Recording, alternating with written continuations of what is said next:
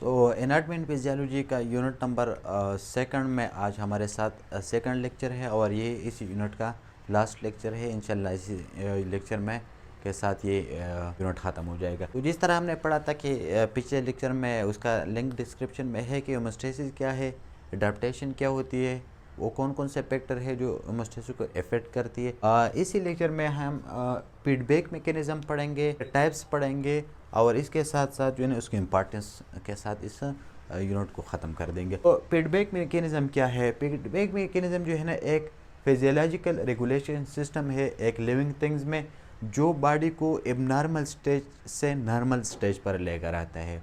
ठीक हो गया। डिफिनीशन में है कि is a physiological regulation system in the body that works to return the body to its normal stage.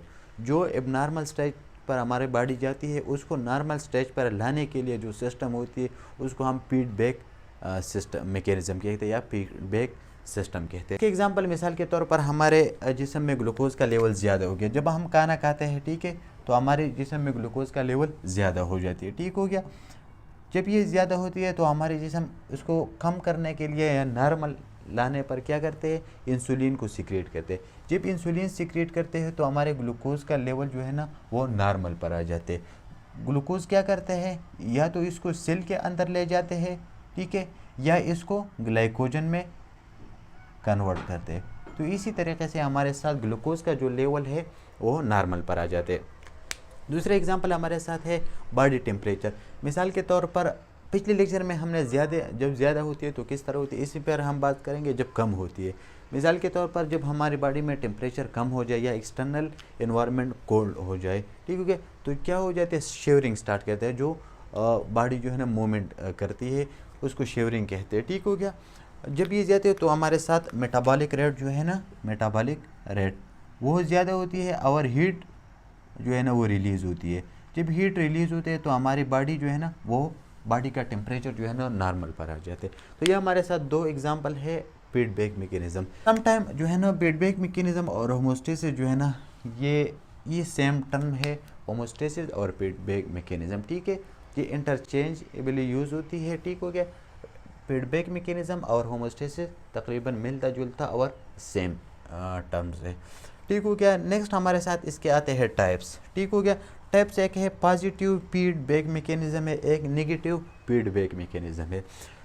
इसके डिफरेंस मैंने इस तरह लिखे पॉइंट्स में ताकि आप लोगों को अच्छी तरह से समझ आ जाए। पॉजिटिव फीडबैक मैकेनिज्म जो है ना ये लेस फ्रिक्वेंट है, ठीक है, मतलब ये कम होती है, और नेगेटिव फीडबैक मैकेनिज्म ये मोर फ्रिक्वेंट है। पॉजिटिव फीडबैक मैकेनिज्म किसको कहते हैं? It reinforce the change. जब हमारी बॉडी में चेंज आ जाए, ठीक हो गया, कोई भी चेंज जो है ना वो आ जाए, ठीक है, तो पॉजिटिव फीडबैक मैकेनिज्म में क्या होता है, वो चेंज को रीइंफोर्स करते हैं और ज़्यादा करते हैं।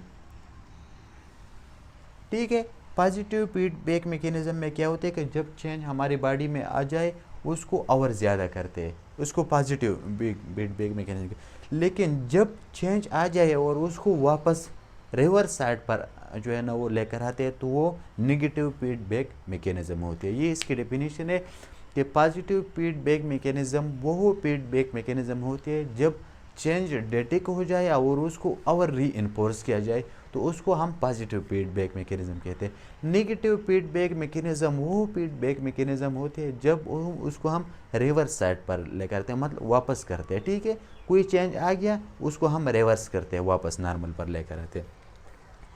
इन सेम डायरेक्शन, ये जो चेंज के साथ सेम डायरेक्शन में होता है ये अपोजिट डायरेक्शन में होते हैं। अवे फ्रॉम स्टेबिलिटी, ये जो है ना जो हमारी बॉडी जो है ना वो स्टेबिलिटी से अवे लेकर जाती है और वो जो टूवर्ड स्टेबिलिटी की तरफ लेकर आती है। थर्ड हमारे साथ है एग्जाम्पल में चाइल्ड बर्थ। जब डिलीवरी होती है तो जब यूटेरस के जो मसल है वो कंट्रैक्शन शुरू करते हैं तो एक ख़ास किस्म का हार्मोन जो है ना वो सीक्रेट होते हैं, उसको ऑक्सीटोसिन कहते हैं। और ये जो है ना चाइल्ड बर्थ जब होती है तो ये ऑक्सीटोसिन जो है ना रिलीज़ होती है और ये और ज़्यादा इसकी कंट्रैक्शन करती है, और ये कंट्रैक्शन इंक्रीज़ होती होती जब तक चाइल्ड बर्थ नहीं होती ये कंट्रैक्शन इंक्रीज़ होती जाती है। तो ये जो है ना एक पॉजिटिव फीडबैक मैकेनिज़्म का एग्ज़ाम्पल है, एक बार चेंज आ गया, यूटेरस के मसल जो है ना वो कंट्रैक्ट हो गए, उस तो ऑक्सीटोसिन रिलीज हुआ, ऑक्सीटोसिन ने इसको और कंट्रैक्ट किया, फिर और ऑक्सीटोसिन रिलीज हो गई, उसने और कंट्रैक्शन कर दिया। तो इसी तरीके से जो चेंज था उसको इंक्रीज़ किया, ठीक हो गया, सेम डायरेक्शन में।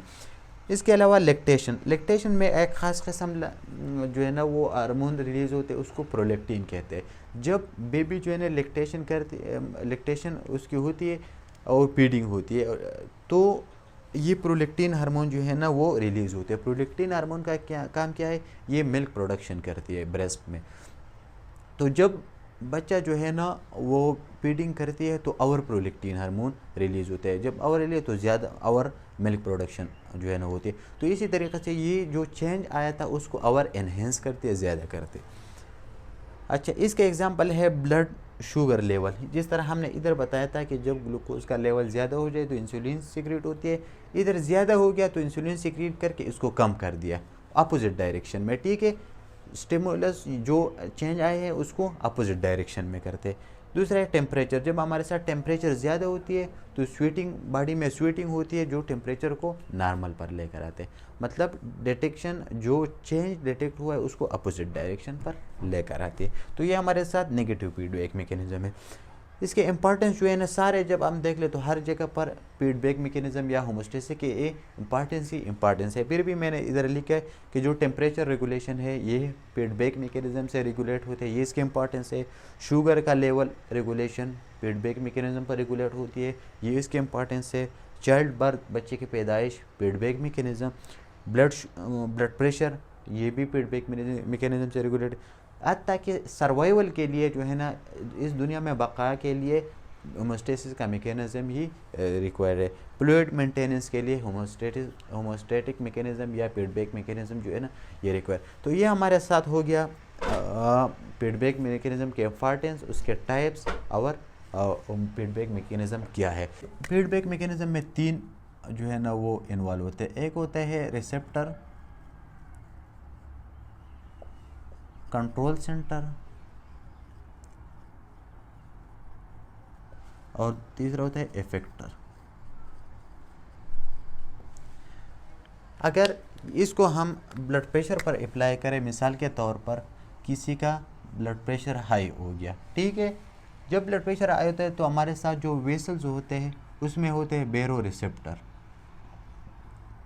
ठीक है। ये है बेरो रिसेप्टर। ये बेरो रिसेप्टर क्या करते हैं कि ये है रिसेप्टर, ठीक है, ये उसको सेंस करते हैं, ठीक है।